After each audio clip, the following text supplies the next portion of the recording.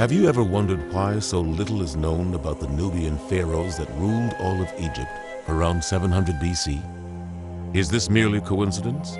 Was there a lack of accomplishment, importance, or significance surrounding their reign? Or is this absence of information contrived, premeditated, or purposeful? Is history being ignored or whitewashed? If so, why and by whom? Is there a religious connection? Is there a racial consideration? Or is it both? Where are we in the religious discourse pertaining to these rumors? Is it not significant that of the 4 pharaohs specifically mentioned by name in the Bible, Taharka, a pharaoh of this dynasty, is one of them? Furthermore, is it not also equally significant that Taharka is mentioned twice by name in the Old Testament and was interacting directly with the Hebrews, 2 Kings 19:9 and Isaiah 37:9? Is the inference of significance pertaining to this dynasty wishful thinking or the desires of uninformed pundits? Absolutely not. Now let us roll back time and turn our attention to circa 700 BC, a historical and holy time, a time when the Bible was being written. As evidenced by the prophecies and teachings of Jonah, Amos, Hosea, Micah, and Isaiah. It was a time when the great Nubian pharaohs of the Egyptian 25th dynasty protected their brethren, the Hebrew people, throughout their 100-plus year reign.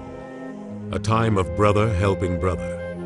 For as the sons of Ham protected the sons of Shem, we find a historical paradigm of connection between the descendants of 2 brothers inextricably linked by God through his covenant with each son of Noah.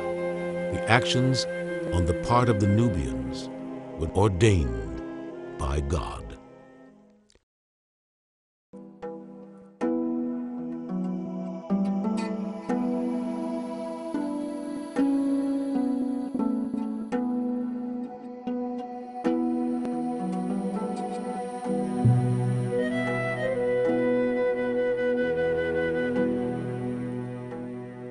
Around the period of time the Old Testament was written, one has to understand that perhaps one of the most powerful countries in the world at that time was Egypt, or Kemet.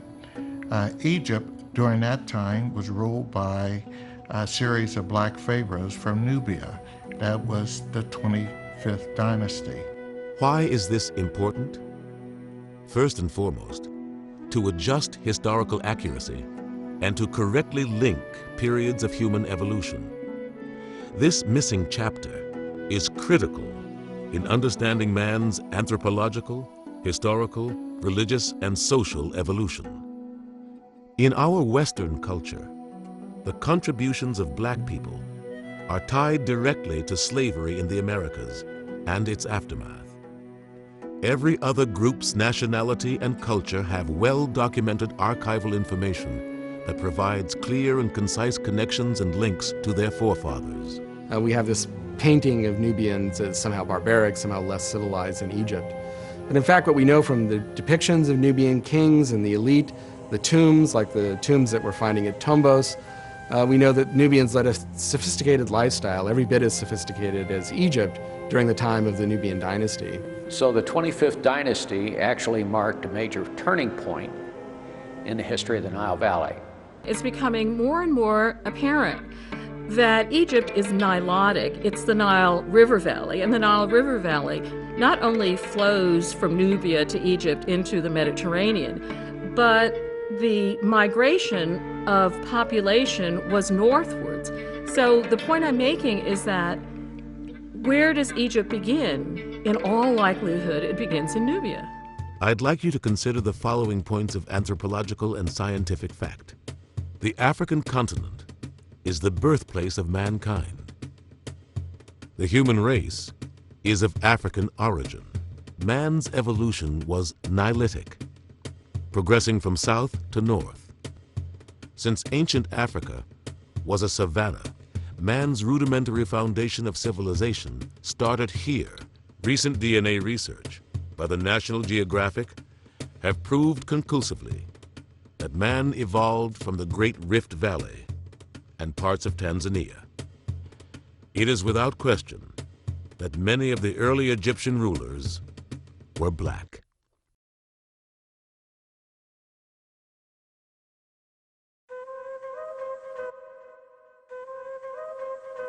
My wife and I took a trip to Egypt, and one of the highlights of our trip was to go to the Egyptian Museum in Cairo.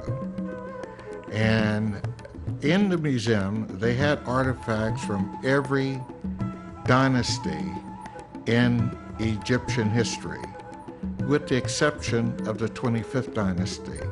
In fact, they skipped the 25th dynasty and went directly to the 26th and 27th dynasty, the Greek dynasty, the Ptolemy dynasty. Now, I wonder, why was that such? Well, in the 25th dynasty, there's no dispute that that was a dynasty that was controlled, and the pharaohs were all Nubians, black Africans. But yet and still, this dynasty was totally skipped and not acknowledged in the Egyptian Museum. When you look at Egyptology and you go to any book on Egyptology, the first thing you will find omitting is Ham. And that's odd because Egypt is called the land of Ham in antiquity. But you do not hear that mentioned in Egyptology. Why is that? Because if you mention that there was a Ham and this land of Egypt was called the land of Ham, then the pharaohs were black.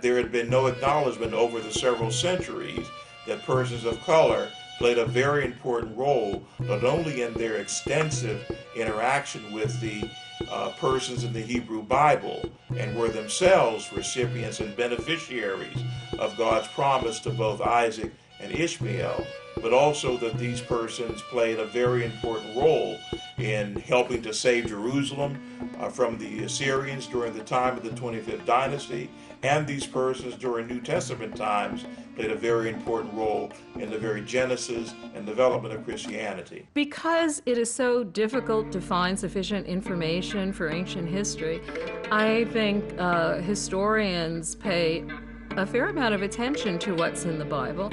And because of that, it's not always so difficult to distinguish the more sort of theological presentation of what Yahweh did as opposed to actual historical events.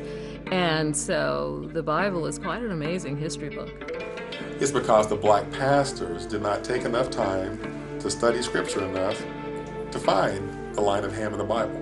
When you study the genealogical charts in the Bible from Ham, you can find exactly who was black. From the line of Ham to the line of Cush, Nimrod was the first king in human history, a black man. He's a king. The first queen mentioned in scripture was the queen of the Ethiopians, the queen of Sheba, the queen of the south. She was a black woman. The first princess in scripture was the princess that found Moses floating down the African river Nile. She was black. So the Nubians play a very, very important role in biblical history during this time.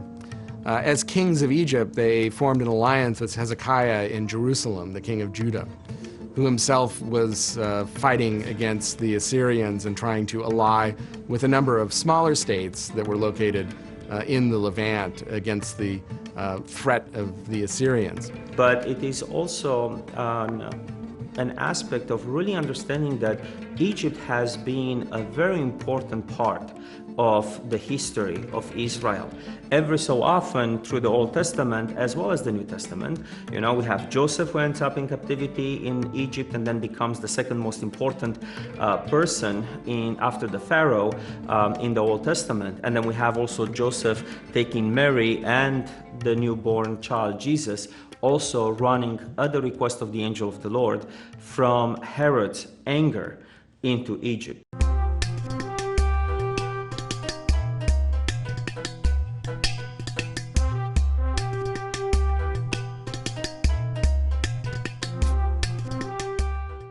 In this generation where the Bibles are being retranslated so that the common man can understand them for better versions, the well-known word of Ethiopian has been replaced and supplanted by the word Cushite. Now, if I asked you to explain to me what an Ethiopian looks like, you would say a black person.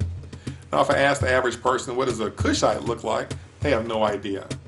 Well, this goes back to a lot of the things in Scripture are being hidden and subordinated because of the black heritage behind it. The Ethiopians were descendants of Cush. They were Cushites, but they were called Ethiopians. What remains true is that the Bible is the oldest and most authentic book on black history in the world. There's no other book that validates the antiquity of blackness like the Bible.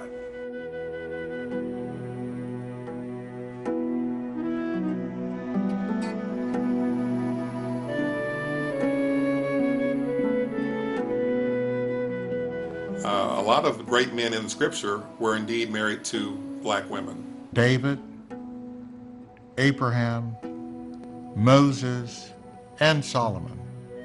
All four had one thing in common. They all four had Nubian wives. There is no way that the religion of Abraham, David, Moses, and Solomon would allow them to marry a non-Hebrew. The importance of Nubian wives is a very strong indication of their religious proclivities. It is well known that Abraham was mated with Hagar, and from this union came Ishmael. But also Abraham was married to Keturah, a woman of African descent. And it was her line that produced Jethro, whose daughter Zipporah was married to Moses. David, it is well known, was mated with Bathsheba, and Solomon was their son. Now, these are just few of many examples that one can cite from black biblical history that showed the very close and intimate interaction between the Hebrew people and persons from Africa. When I looked at Acts, the 13th chapter, I was surprised that the Bible says that when they were ordaining the Apostle Paul, that there were African bishops who laid hands on him and sent him into the world to open up the gospel into what we know as Europe. One consequence for the rise of Western civilization, particularly the Atlantic Empire, the Atlantic World Empire of the major European powers, was the rise of the enslavement of not only Indians, but also persons from Africa. And as whites entered the role of scholars and major interpreters of the Christian tradition, there was obviously a vested interest, in a sense, to whitewash the role of blacks in biblical history, and also to sanitize Christianity so as to make it appear as a totally white religion, forgetting that many of the persons who were referred to explicitly and overtly in the Christian scriptures were persons of color.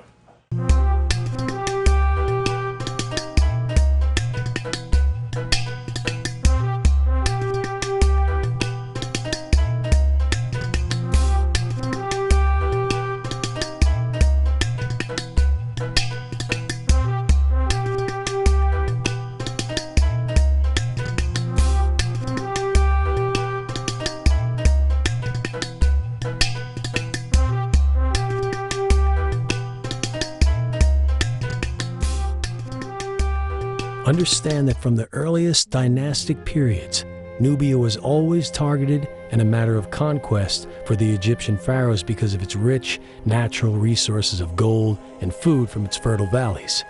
And as such, Nubia, or Nubians, often controlled Egypt, At times, it was very much a part of Egypt. I see two major contributions of the Nubian dynasty of Egypt. The first is in reunifying Egypt against a threat from competing Libyan dynasts in the Nile Delta, and to face a larger threat from the Assyrian Empire. The second thing that I see that's important about the Nubian dynasty is that they created a new civilization based to some extent on Egypt, but intertwining and blending Egyptian elements with Nubian elements, forging a new culture that lasted for 1,000 years, which is a pretty good run for civilizations in terms of world history. This particular dynasty was interesting because it did a number of things. One, it sort of rekindled, embraced the Egyptian lifestyle, the Egyptian religions, the Egyptians' attention to detail and monument building to the gods, and they sort of created a renaissance, if you will, of Egyptian culture. Even though they were adopting the culture and sort of doing a merging with their culture, it is known that they were actually more dominant in terms of embracing the Egyptian culture than most Egyptians. Not only did Nubia, through a sort of cultural and technological transfer, absorb Egyptian civilization pretty thoroughly, it also made a huge contribution to Egyptian civilization by first politically getting some control over it, and then, say, energizing a major cultural revival that led into the great achievements of the next phase, the Saite period. The Kushites were now going to reunify Egypt, like the pharaohs of old unified Egypt, and could restore the ancient kingship that was handed down by the gods, and that they were going to be the ones personifying this kingship.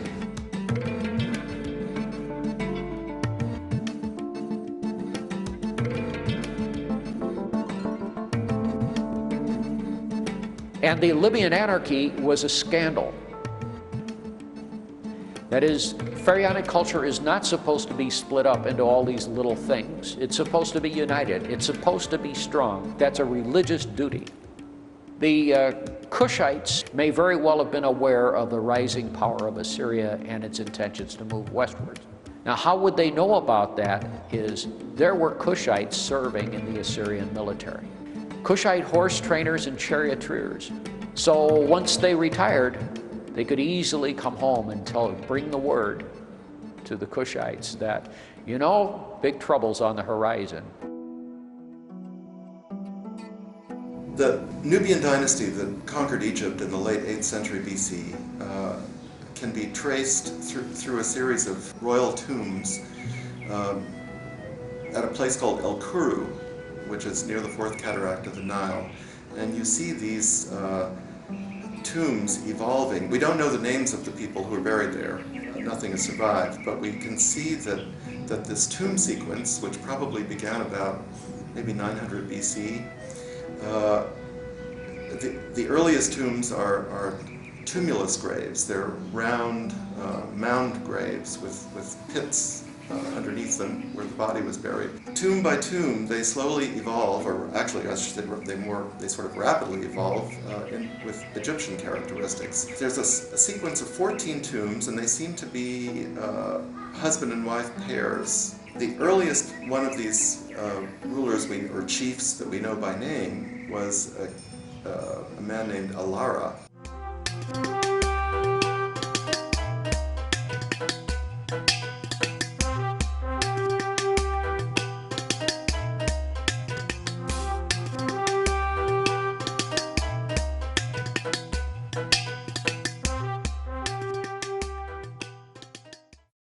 Many historians believe that the reunification of the Nile Valley actually started with the Kushite leader, Alara.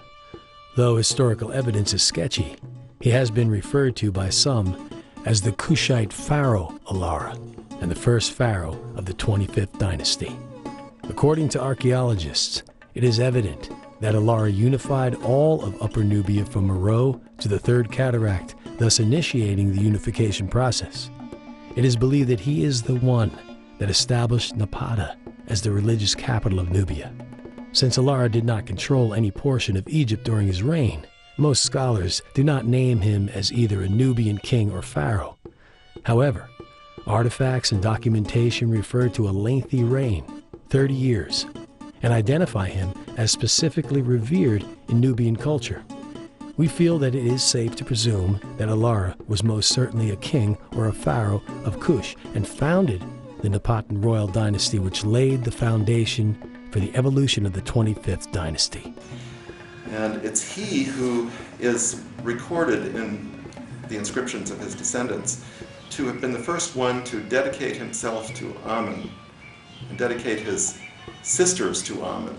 In other words, these women become potential wives of the god because according to the royal myth, that each new king is fathered by the god rather than a real king. Well, very little is known of Alara because he was really known to us from later inscriptions that refer to him as the early father of the dynasty. When one looks at Nubian chronology, there is still some controversy, and one reason for the controversy is that there is growing evidence that Alara was, in fact, the first pharaoh of the 25th dynasty. But scholars are still needing to find more archaeological evidence to back it up. But what scholars are on solid ground in regards to is the reign of Kashta.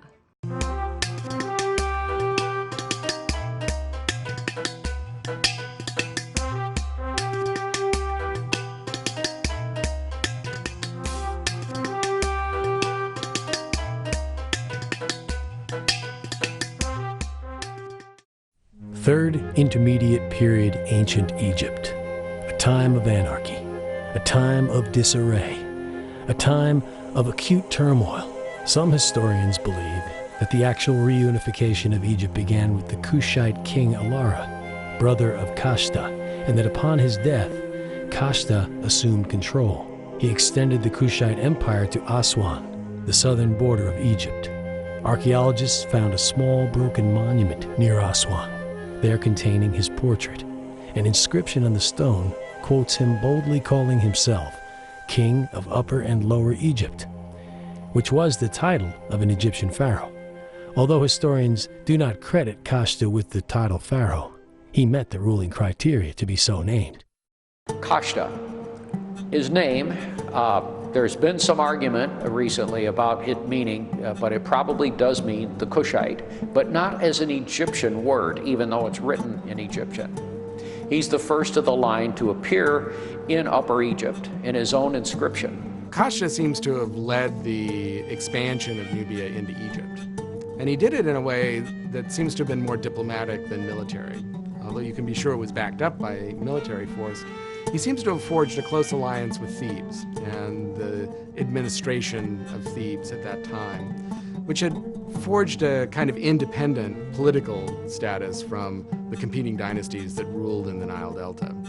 And we suspect, although we don't know explicitly, but we suspect that the Thebans were already worried about the Assyrian threat coming from the north and saw the emergence of Nubia as a power and potential ally to reunify Egypt to meet that threat from the north, but also simply to take these rival dynasties bickering amongst themselves, unify them, and create in Thebes also an important power center.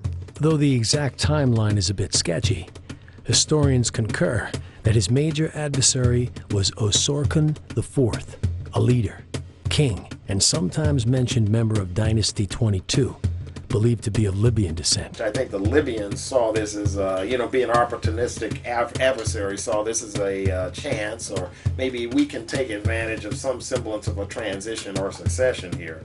And this was dealt with by Kashta and his army, precisely and decisively. So any insurgent activity that was being promoted by the Libyans was apparently quickly quelled. Also, Nubian soldiers have had a reputation for millennia for being very sophisticated archers.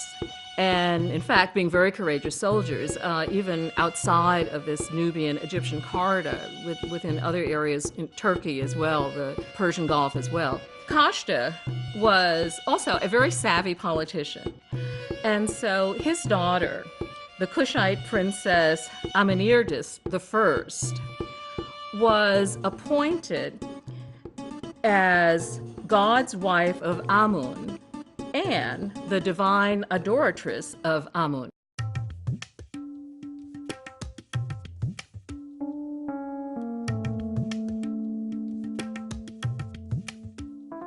One of the most interesting figures of the 25th dynasty is Amenirtis, who held the title of divine adoratress of Amun at Karnak.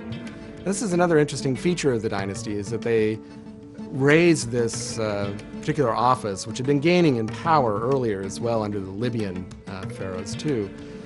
But they really raised it to an important level, political level and economic level in society. And it's an important and critical role for a woman to hold. And this is something that is a common feature, especially in later Nubian culture, but also from what we know about the 25th dynasty, is that women held a much more prominent role in politics and influence than they did in Egypt, and are represented much more as equals. And it's interesting to note that Amenirtis' tomb and the tomb of the other adoratresses rivals in size the tombs of contemporary pharaohs at that time, and attests to the political power of that office. The divine adoratress of Amun is the daughter of the pharaoh or the successor pharaoh. And so, in truth, what seems like a purely religious role is actually a way of politically signaling who is going to be the successor. The God's wife of Amun did not inherit the office. She adopted her successor. They did not have children. Presumably they were celibate, in other words.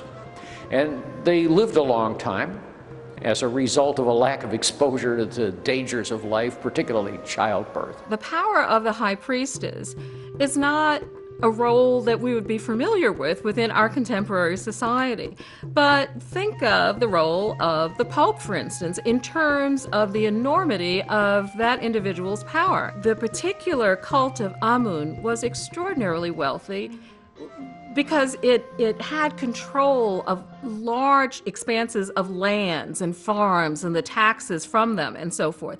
As a consequence, it was the high priestess who made determinations in terms of, are we going to invest in irrigation projects? Are we going to build new temples? So forth and so on. What are we going to do about unemployment? I mean, there were very practical economic issues even at that time. And the high priestess was right in the middle of it. To further the political connection with the Egyptian religion, the pharaoh presents himself the equivalent to a pope.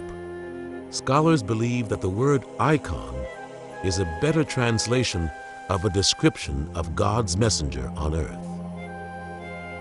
This literal interpretation would indicate that because this person is the head of the religion, that unequivocally makes him or her royal.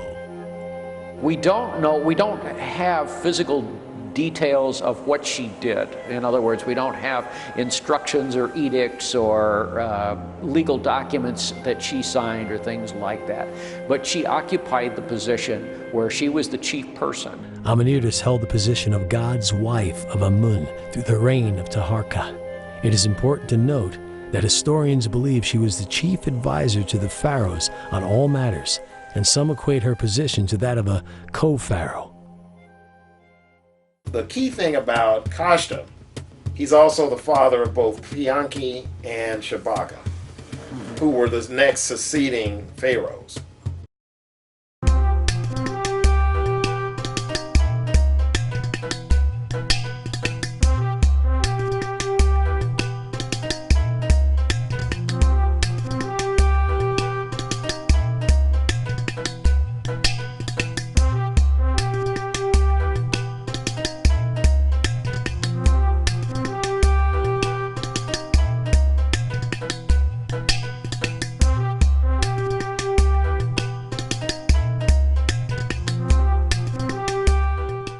Pia, he inherited his position in Upper Egypt from his father.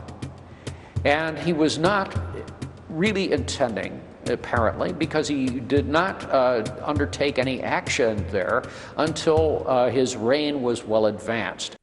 Historians believe it was either from 752 to 721 BC or 747 to 716 BC that Payankhe officially founded the 25th dynasty. Payankhe consolidated Upper, Middle, and Lower Egypt by way of victory at Heracleopolis after a 5-month siege. His victory included the vital cities of Hermopolis and Memphis. While he ruled and resided in Napata, the capital of Nubia, Payankhe allowed the local kings in Lower Egypt to rule at will. Payankhe is best known as being a brilliant military strategist. His father, Kashta, was able to make many political and diplomatic arrangements, but it was the son who was able to conquer the entire society, civilization of Egypt. First, he conquered Upper Egypt, which is the portion of Egypt closest to Nubia. And his armies kept moving further and further north until he had finally encompassed Lower Egypt as well. It was a pharaoh, a black pharaoh in the 25th dynasty that finally united the northern and southern areas of Egypt and brought a spirit of unity and tore down racial walls. And Egypt became the most powerful nation at the time because of these walls being torn down. He adopted many of the Egyptian mores and customs, and he became a very, very proud Egyptian pharaoh. Where Thutmose III identifies himself as, the strong bull born and arising in Thebes, Payankhe, who uses Thutmose's throne name, also calls himself the strong bull arising in Napata.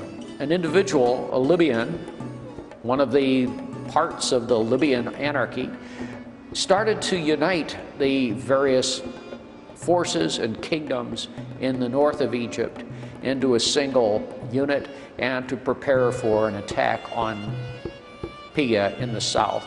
Pia marshaled all his forces and in a single year completely defeated the forces of the north. They did not attempt to impose a unitary kind of rule on Egypt at that time, but he certainly established complete ascendancy over Egypt. His inscription that records it is one of the finest pieces of historical writing in ancient Egyptian. He says, gods make a king, men make a king, but Amen made me. So in other words, my kingship is superior to everyone else's in that I'm going to be the emperor. And he took his forces to the Delta. And then finally, when he ended up in the Nile Delta, one of my favorite things, in fact, one of the most clever things that I think any Nubian pharaoh did, was when he held court and he took the obeisance of these Libyan dynasts and other petty rulers in the Nile Delta. He sent most of them away because they'd eaten fish. And as any good Egyptian should know, of course, you can't approach a god, a pharaoh, after having eaten fish because you were ritually impure. So he was telling them how to be Egyptian and favoring the one particular individual who was adhering to those rules and sending the rest away. And that, to me, is just an amazingly clever and sophisticated way of establishing control over the country. Pia is the first one to realize that he could move forward and actually subdue all of these little kingdoms in the Delta and Middle Egypt. And really, he set the tone and showed that, no, we can actually have a policy that goes all the way to the sea and maybe beyond into Palestine if we need to. Soon, Payankhe was given a reason to intervene further north. Tefnakte, a Libyan, the prince of western Egypt, ruler of the delta city of Suez, extended his control south by capturing the city of Memphis and the old Middle Kingdom of Ichtawe, Lisht. At first, Payankhe merely checked Tefnakte's movement while moving southward with a pair of naval victories in Middle Egypt. Here, he left the Sate rulers in control. However, after spending New Year's in Nubia, Paye returned to Thebes, joining his sister, Amenertis I, in time for the Great Opet Festival, and subsequently set about planning to place the remainder of Egypt under his control. His troops moved north, capturing 3 towns and killing one of Tefnakhte's sons in the process. After conquering Egypt, Paye went home to Nubia, and according to historians, never again returned to Upper Egypt. This was presumed he didn't need to return due to his strength as a ruler and the lack of conflict under his authority. He is portrayed as a ruler who did not glory in the senseless killing or torture of his adversaries, as did other kings, but rather preferred treaties and alliances. He left the rule of his country largely in the hands of his vassals. During Paye's reign, the entire kingdom enjoyed a resurgence of Egyptian culture, religion, and sophistication.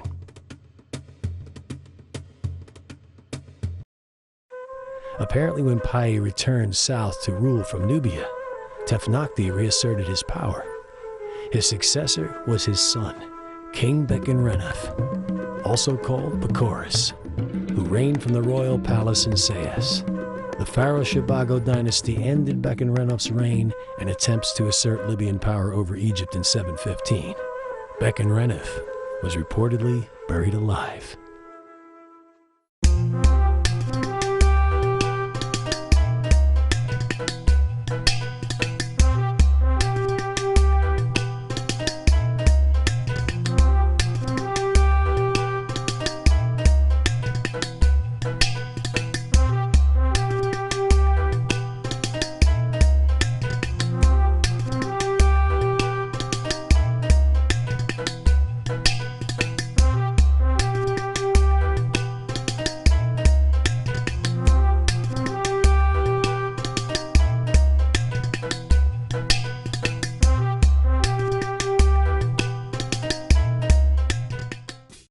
Around 716 BC, Shabaka succeeded his brother, Paye, as king.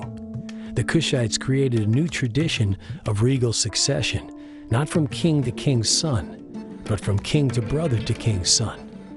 Shabaka recognized the mistakes his brother made in ruling from the south and set forth on a course to reconquer all of Egypt and to rule from the north. Shabaka was crowned pharaoh of both Egypt and Kush upon the death of his brother Paenki. It is presumed that he was crowned in Napata and that the Egyptian princess of northern Egypt revolted. Let's assume to take advantage of the transition of power.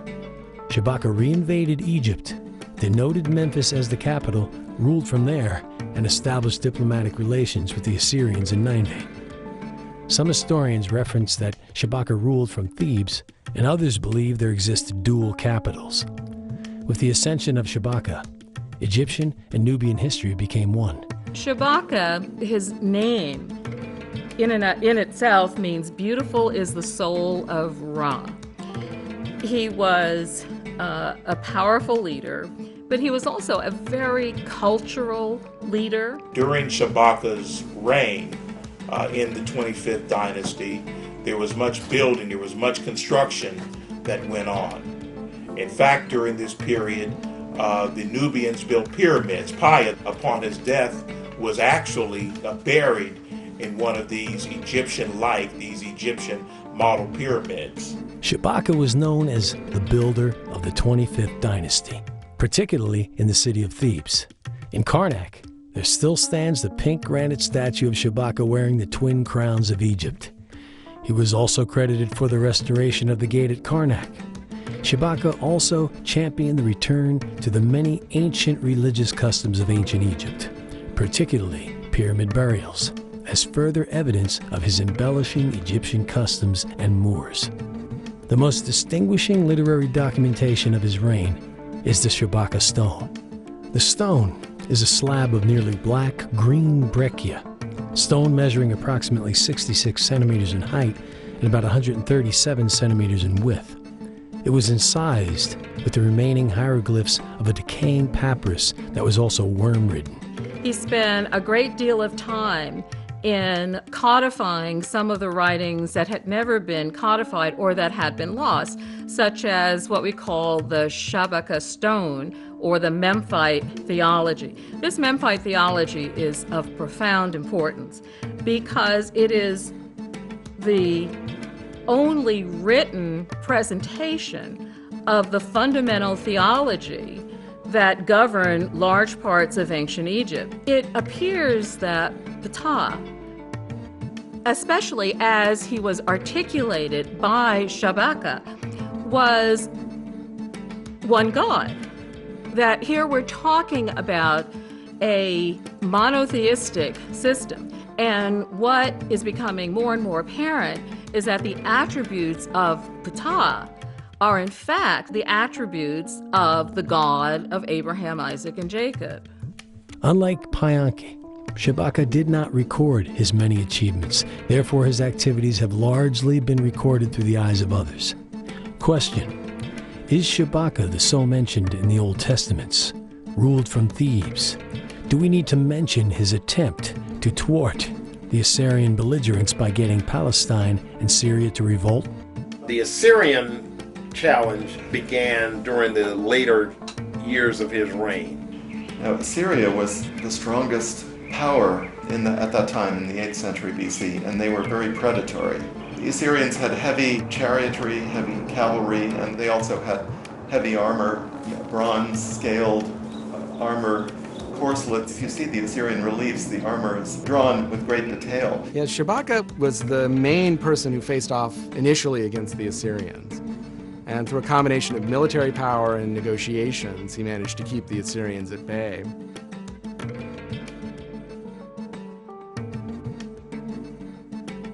Mainly because he ruled from the Egyptian capital rather than the Nubian capital. Interestingly enough, this standard doesn't apply to any of the other dynasties. He faced a big revolt in Upper Egypt. The Libyan dynasts revolted again. They stayed in power for enough time for this one ruler to be called the 24th dynasty. But Shabaka did quash the revolt and executed the rebel. Shabaka eliminated the insurrections in Lower Egypt by defeating the Libyan Bechen-Renouf around 715 BC. To set an example, Shabaka burned him alive to avert any further rival uprisings. Joshua's scripture about burning. Unlike his older brother Pae, Shabaka believed in more of a direct, hands-on rulership. With the assistance of his sister, Amenirtis, Shabaka ruled sternly but fairly. Complementing his style of governance, Shabaka was known as the Builder, and is noted for massive construction projects directed toward rejuvenating Egyptian culture and religion.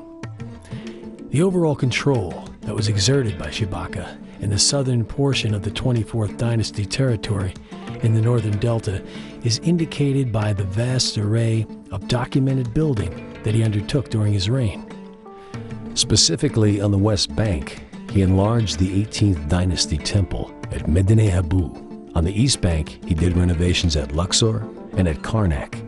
He built a structure called the Treasury of Shabaka between the Ahmenu and the northern enclosure wall of the Aiput Aisut. He's also credited with enlarging the entrance to the Temple of Ptah. The fourth pylon at Karnak has an inscription that recorded his restoration of the gate. And many historians believe it was probably Shabaka who directed the building work near the future kiosk of Taharka in Mantu beside the sacred lake. After eliminating the threat from Assyria, Shabaka reigned in peace and is renowned for being the most prolific builder of the 25th dynasty.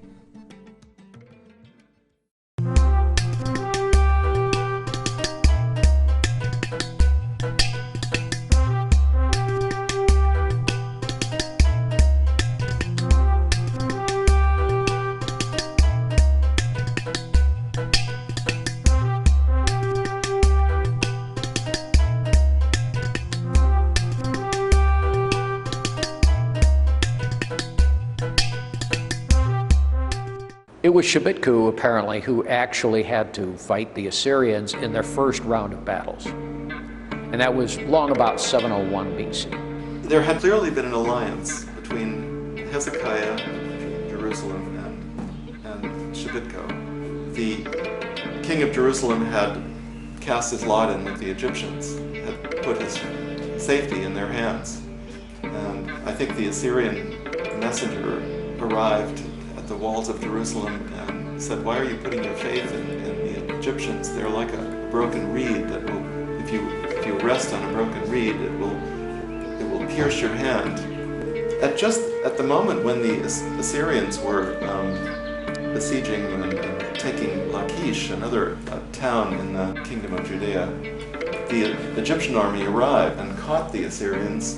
It wasn't a unified force, they were disconnected. And somehow it was enough to frighten the Assyrians off. And they made some kind of an alliance or a treaty not to attack again. It was kind of a stalemate. The Assyrians were turned back. And even as the Assyrians tried to press into Egypt, they were turned back as well, and put some limits, put some circumscriptions on how far the Assyrian Empire could extend with regard to territory that was claimed both by the Hebrew people and by the Egyptians. As is stated in many ancient texts, the Hebrews revered their cultural, economic, and political relationship with the Nubians and viewed them as follows. Ethiopia and Egypt were their strength, and it was infinite. During a period of almost 100 years, the pharaohs of Egypt confronted and defeated primarily the forces of Libya and Assyria as means of providing political stability, peace, economic growth, and cultural rejuvenation throughout the region. One thing we have to say about the 25th dynasty in general here is there was an intense level of reverence and respect for Egyptian culture, Egyptian social mores, Egyptian lifestyle. So part of their dynasty or their reign showed if you want to call it a renaissance of Egyptian culture. At the death of Shebitku, know that Taharka becomes pharaoh.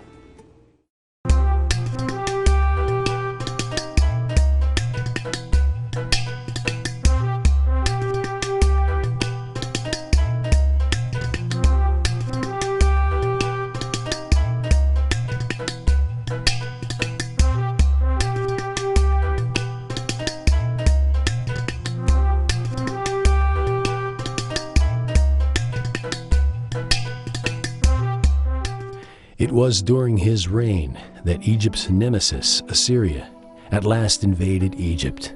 The Assyrian king, Esarhaddon, led several campaigns against Taharka, which he recorded on several monuments.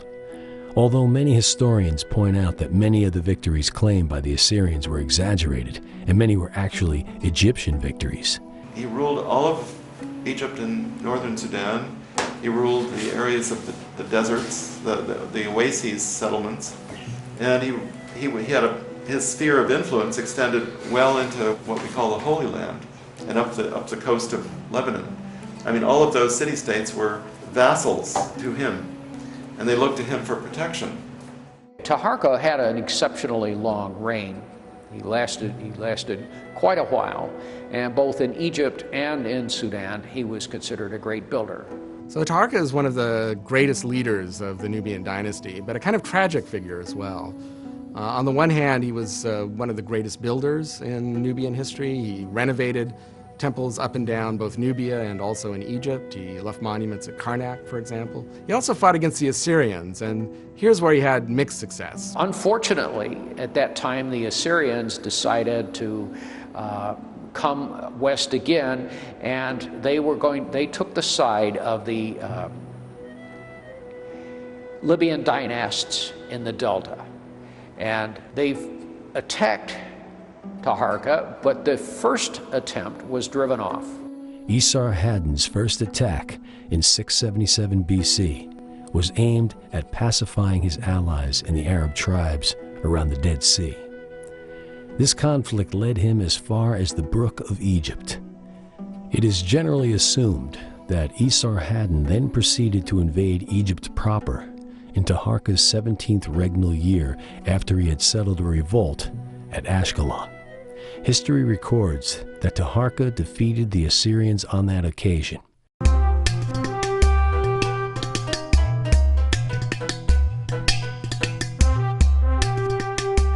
The Pharaoh Taharka had a reputation in many domains because he was also a great military leader. He was apparently a great politician, and he was quite a diplomat.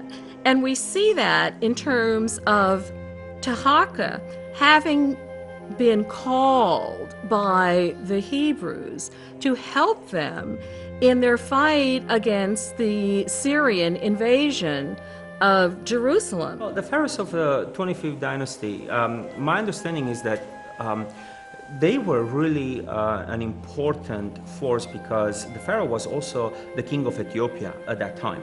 And, that was a lot of military power. And so Israel, the northern kingdom, was already afflicted. Samaria was already conquered by the Syrians. A lot of other cities, which you hear in the chapter, into the text, have been already destroyed and annihilated. And here where the challenge for Hezekiah comes, because the Syrians are saying, don't run to the Pharaoh, it's not going to help you. And if he is going to try to help you, will come back as something that you're going to regret anyway. And they're actually trying first to buy the people of Jerusalem to actually submit to the Syrians so they can join forces and continue the conquest further south towards Pharaoh. And so Israel was really now starting to become themselves a more mature state. This is why Assyria really wanted to actually look upon the opportunity to conquer Jerusalem. If they couldn't actually befriend them, then they can focus further on the south, which will, of course will be the Pharaoh. And this is where it actually puts Israel and Judah, both kingdoms, into the situation of really looking who are their friends and who are their foes. We need to look upon the way that Jerusalem was placed. And so for people coming to trade from the north, they will have to pass through Jerusalem to make it towards Egypt. And so it was a very important route. Whoever controlled that route will have had tremendous benefits. There was a threat that if King Hezekiah did not succumb to Sennacherib, then his army would come and demolish his whole territory. When the Nubian armies marched north into Israel-Palestine, they were marching as allies of Hezekiah, attempting to lift the siege of Jerusalem. And I agree, along with some other scholars who've suggested that in fact the Nubians played a key role in lifting that siege. And in Isaiah chapter 37, 8 through 9, the rumor was the mighty warrior that united the nations was coming. His name was Teraka of Ethiopia, the southern pharaoh, was coming to attack Assyria. They met the Assyrians at El-Teka. And the Assyrians, of course, always claim a great victory. Whatever else happened, it would appear that the Cushites did not cease campaigning, the Assyrians did not cease campaigning, but then Assyria left without taking Jerusalem. And apparently the Cushite intervention for the time being succeeded in deflecting the Assyrians. The Bible says that an angel of God smited the 180,000 Assyrians. And the next day, when Hezekiah arose from his slumber and looked over the walls and saw the 180,000, he was astounded. So immediately the Syrian general pulls up all his troops and returns back. That's right. I think it's no coincidence that Sennacherib, after the campaign, the Nubian campaign in the Battle of El-Tek, when he pulls out of the southern Levant, he pulls out for 20 years. And I think that's because he realized that he was overextended, that the combined Nubian and Egyptian armies represented a real threat to Assyrian expansion, and that he had to regroup, consolidate before he could attempt to conquer that part of the world and move on to conquer Northeast Africa. And I think that we would say that your question about the angel, the protection of the angel, that would not be realistically or really an angel. That is a metaphor for God's intervention, however, and we believe that this was in the form, as in Chronicles with the pestilence, this is a form of a plague. I contend that without the participation of the Nubians, we probably would not have had the survival of Judaism as we know today, and thus perhaps not even the advent of Christianity.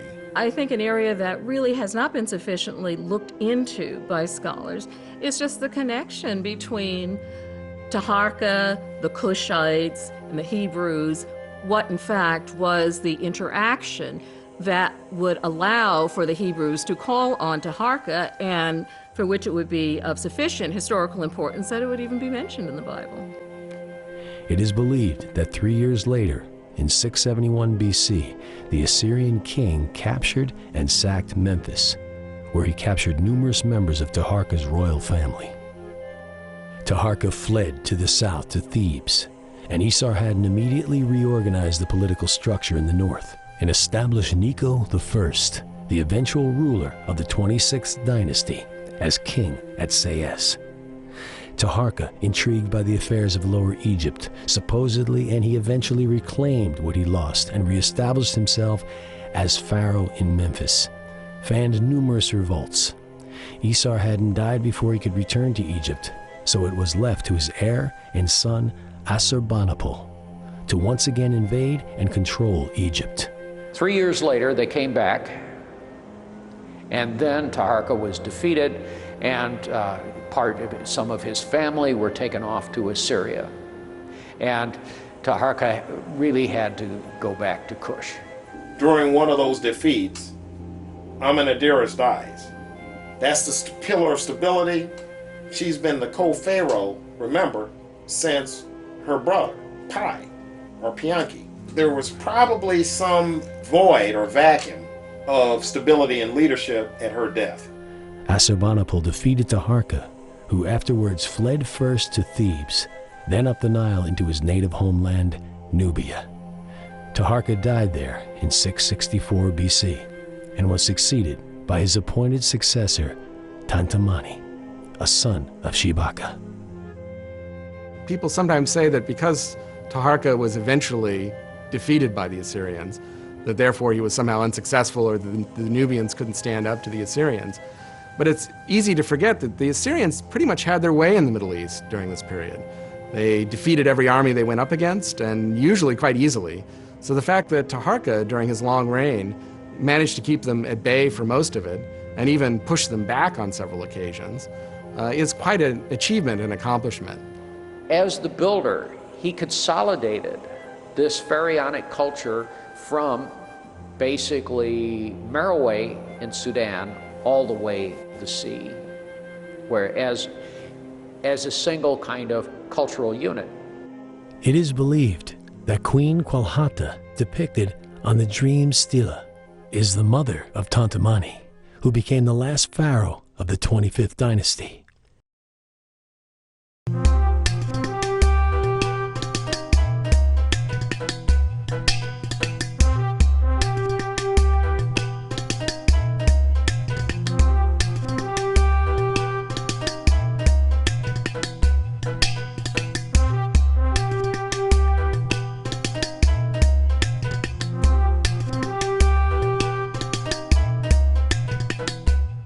Tantamani, a successor of Taharka, came to the throne and also moved into Egypt and to get control over the Nile Delta. Tantamani was the nephew of Taharka. His succession to throne is documented in a dream stela that was found with Paye's victory stela at Gebel Barkal in 1862, currently is housed in the Nubian Museum in Aswan. He is buried in the necropolis at Nuri in Tomb 16. Tanwetamani was the last ruler of the 25th dynasty. In the narrative of his stela, the king is referred to as Lord of Valor like Montu, great of strength like a fierce-eyed lion. It goes on to explain that in the first year of his reign, Tanwetamani had a dream of two serpents, one on his right hand and one on his left. After waking, the king's advisors interpreted the dream, saying that the southland is already thin, seize the northland. His interpretation was that he should bring Egypt back under the control of the Kushite Empire. Historians also assume that at the time of his accession, Tanwetamani was inside Egypt proper. The text on the stela states, "He went from where he was to Napata, Nubia, and there was none who stood up to oppose him." This indicates that he went to the temple of Amun and was acknowledged as god and king. Other texts within the stela confirms that he was at this time in control of southern or upper Egypt, but at the very least was not in control of parts of the north. After ascending the throne, he went north from Nubia, first stopping at Elephantine, where he participated in a festival procession of the god Khnum. From there, he sailed further north to Waset, Thebes, where he once again participated in the festival. Nikau of Sais may have been killed in this battle, but his son, Psamtik, who was loyal to the Assyrians, fled to Asia. After this victory, Tanwetamani honored the god Ta-Sakor and his wife Shachmet in the great temple of Memphis, and afterwards ordered the building of a chapel dedicated to Amun at Napata in Nubia. Tanwetamani apparently spared the lives of the Delta princes, sending them home, but this victory was very short-lived. The Assyrian army marched back into Egypt, and this time they had reinforcements. They not only reconquered Lower Egypt, which is the northern part of Egypt, but they kept moving, and they conquered Upper Egypt. And in conquering Upper Egypt, by then they are pushing out the dynasty of the 25th dynasty. So he was the last king to attempt to take back Egypt from the Assyrians. And for a brief time, he was successful. And this shows the robust relationship between these Nubian kings and the people of Nubia at that time and Thebes. Because the Thebans could have taken the easy way out and resisted Tanwetamani and stayed with their Assyrian allies. But in fact, they felt so strongly against the Assyrians and for the Nubians that they welcomed Tanwetamani back in, supported his campaign against Assyria, and paid the price, because after the successful Assyrian campaign defeating Tanwetamani, Thebes was sacked for the first time. And this was, of course, a tragic moment in Egyptian history, also in Nubian history. And that is mentioned in the Bible, the sack of No Ammon, as they referred to Thebes. It really shocked the ancient world because it was such a great capital. Tanwetamani seems to have continued to be acknowledged as pharaoh in Thebes until his 8th year. There are inscriptions that were discovered at the Luxor that date the installation of priests by his name, which would indicate the Kushites still maintained a large official presence in the city. Paye's daughter, Shepenwepet II, succeeded Amenirtis I as God's wife of Amun, with Taharka's daughter, Amenirtis II, as her designated successor. From the beginning of Tanwetamani's reign, his cousin remained the high priest of Amun, and there exists other evidence of Kushites' continued power within the region. The Assyrian reconquest effectively ended Nubian control over Egypt, although Tanwetamani's authority was still recognized in Upper Egypt until his 8th year, around 656 BC, when Psamtik I's navy peacefully took control of Thebes and effectively unified all of Egypt. Thereafter, Tanwetamani ruled only Nubia. He died in 653 BC and was succeeded by Atlanersa, a son of Taharka. Essentially what happens is that the Assyrians are able to push the Nubians back into Nubia, and they establish themselves as the next dynasty of Egypt. Of course, Nubia certainly does not die at that moment. There is this interesting transformation that occurs. The capital, over the course of the next several hundred years, is moved from Napata to Merowe. Napata at the 4th cataract, Merowe further south at the 6th cataract. And we have this resurgence of Nubian civilization. But it's important to remember that the civilization and the dynasty that they had founded lasted and continued to be powerful in the south for another 1,000 years.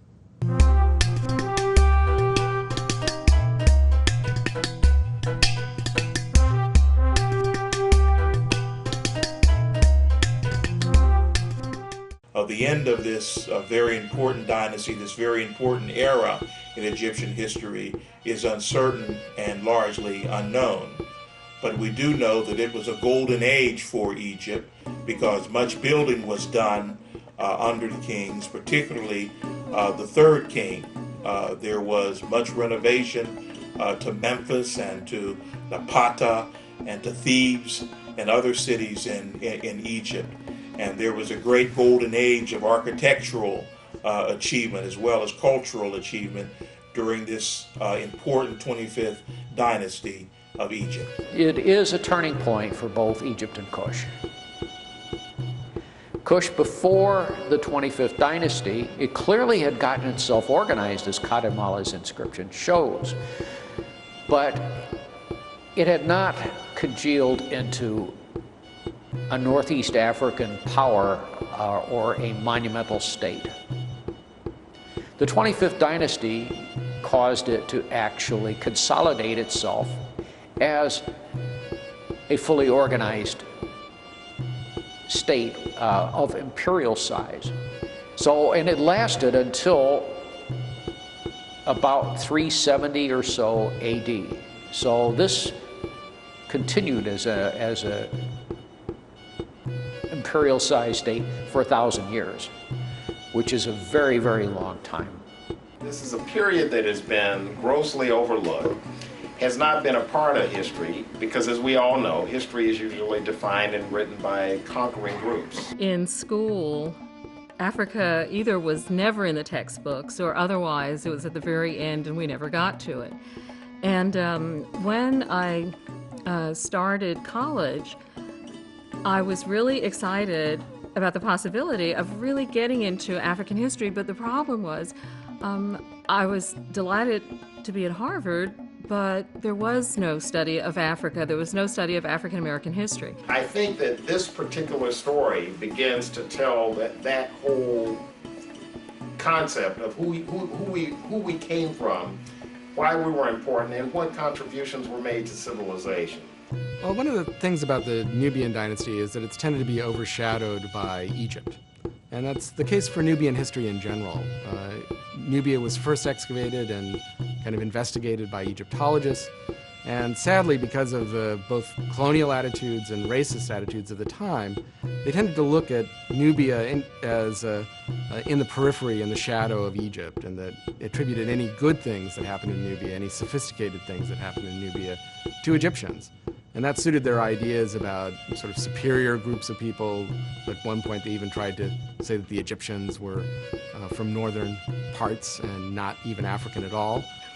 For centuries, literally, European scholars, using no evidence whatsoever, were insisting that the Egyptians had migrated from the Mediterranean. If you look today at the Cairo Museum, the face of the Cairo Museum, you'll see these great marble plaques that are on the walls, and every single dynasty is mentioned, except the 25th dynasty.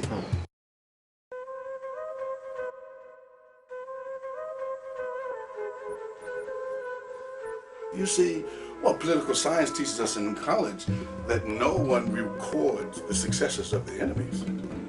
So they have to structure the absence of the truth to teach the lie.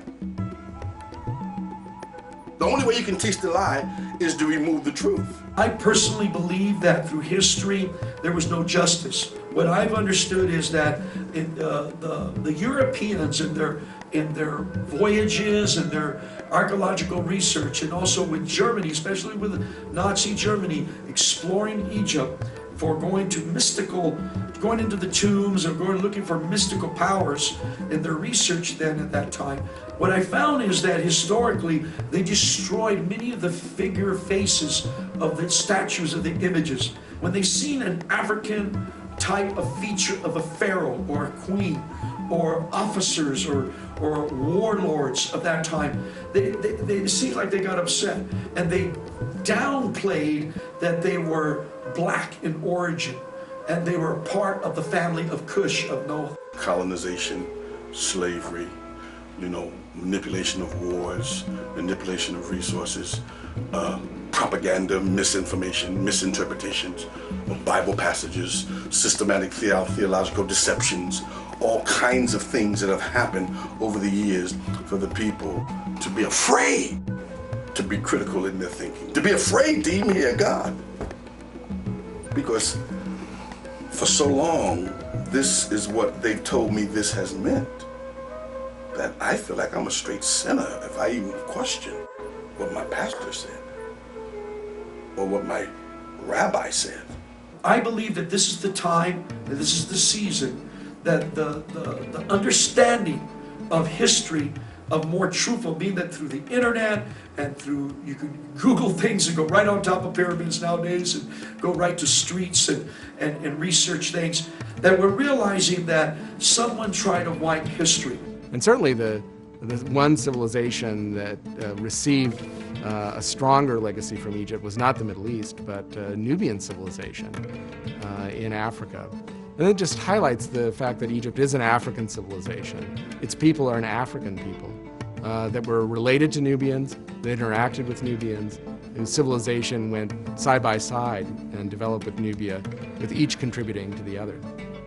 And you understand now that in Cush, while people imitated Egyptian things in Greece sometimes and in Rome sometimes, they even had a cult of Isis at Pompeii, for example, they never did it coherently. The only place where pharaonic culture was practiced coherently, idiomatically, if you want to call it that, as though it were Egypt itself was Cush. We hope that this is just the beginning of a trend of reevaluating what we know and what we're going to emphasize in our holy texts. I owe to my children, my grandchildren, and to the society that I come from, that this information be given a fresh look at.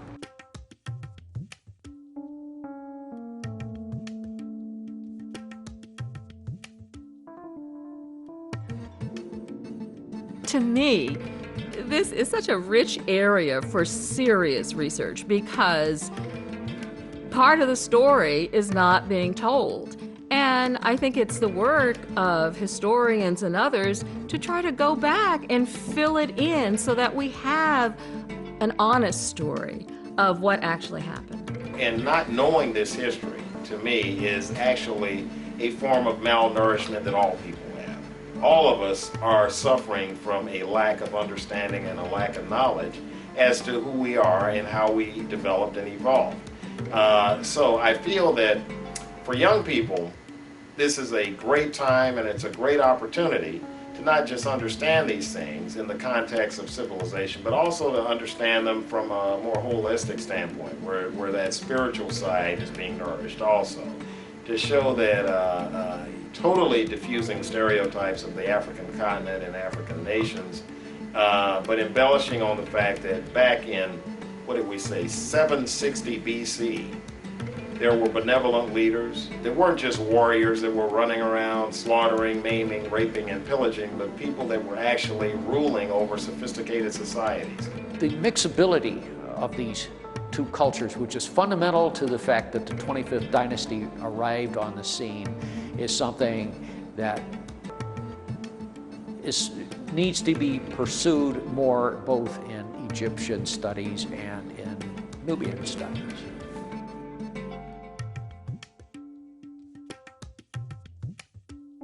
So I think that there are times when the Lord allows a certain level of perfection and a certain level of peak performance to write its signature on history. You know, that season can be rewind as a memorial in time. You know, that's what it was supposed to do at that season. That's there as a part of the archives.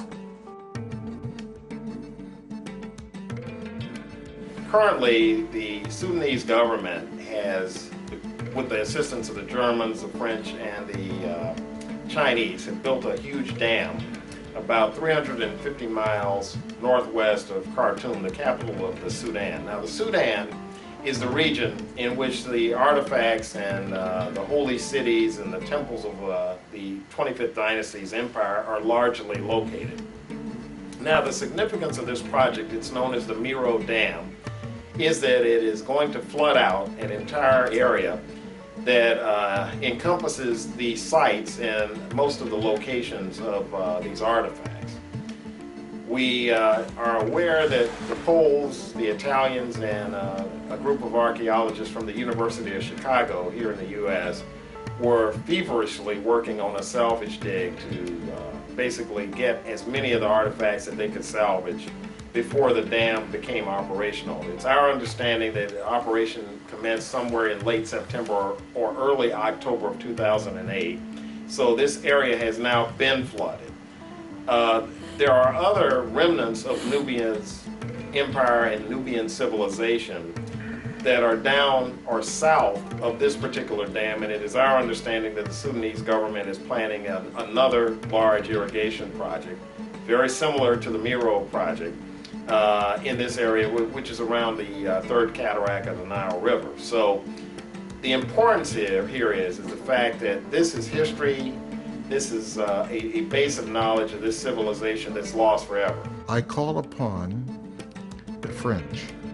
I call upon the Chinese who have perhaps the longest continuous history of any group of people in the world, that they do more to accelerate the digs and the recovery of information about these people. But maybe there's a lesson in this, and the lesson is, rather than wait until someone's about to build a dam, we have to pay a great deal more attention to history without all the biases that makes it so difficult for us to simply study Africa. There was almost no exploration there before the dam was begun. And there was a very intense period of a decade or so where people were working to try and rescue archaeology there. It's not a compensation that the archaeology is now all gone, that we have a great deal to work with right now that we would not have. Of course, a lot was lost, and the ability to go back and check your results is not there. So it does have that negative side to it. What if young African Americans in the hood, what if they really knew that there were people that maybe had the same kind of skin color that they had, or maybe had some kind of historical connection to where they came from, and that these people had developed an extraordinary language. These people developed an art and a form of mathematics, and that what they developed preceded what we in America consider to be what happened when our country was founded. To know that there are people to whom they may have a connection that developed things thousands of years ago that was perhaps equal and superior at the time, put it in historical, than what we have now. So that's very empowering. Yeah, so one of the exciting things about Nubian archaeology is that, unlike many parts of the world, even to some extent Egypt, we can really change history by what we find, because so little has been known in the recent past about it. The history that locks so many stories and historical events relating to the Kushites out of our canon, out of the body of knowledge, what it is really doing is reinforcing the attempt to create a slave mentality that began with the transatlantic slave trade. And of course, people today would be horrified if they were in any way associated with trying to do any such thing, but it's not the bad intentions of contemporary society. It's the fact that contemporary society has not dismantled a worldview that was put together with a particular hidden agenda. And the agenda was not so hidden. The agenda was to to rationalize slavery by saying, we are civilizing these people. They do not have a history. This issue of the Cushites is not relevant. It's all just minor, minimal, marginal stuff in order to reinforce a false notion that a particular group, Europeans, had a well-substantiated history and Africans did not. I mean, it just so happens that all human beings have a history, and that's all there is to it.